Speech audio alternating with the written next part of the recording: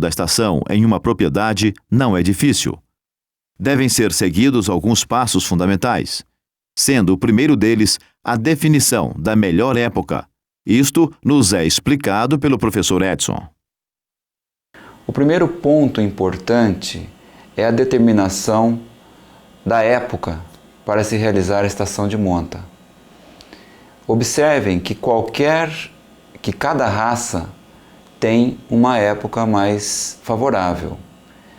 Se nós, por exemplo, trabalharmos com raças oriundas de latitudes elevadas, por exemplo, raças inglesas, raças europeias de uma maneira geral, nós temos que considerar que a melhor época seria no outono ou próximo do outono.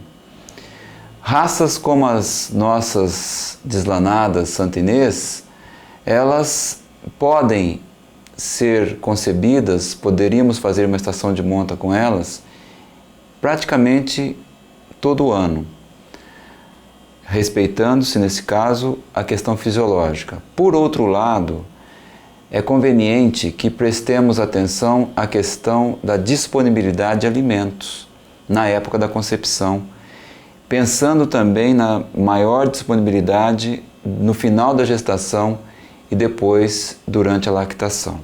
Então são 3 fases fundamentais em que a alimentação deve ser muito bem balanceada e deve estar disponível em quantidades satisfatórias. Repito, pré-concepção, últimos 50 dias de gestação e durante todo o processo de lactação. Então, nós estamos considerando dessa forma uma associação da questão da época de acasalamento com a disponibilidade de alimento. A pastagem, uma boa pastagem, é suficiente para atender às necessidades das ovelhas em reprodução. Entretanto, quando a época de acasalamento recai em ocasiões de escassez, é necessária, então, a suplementação alimentar.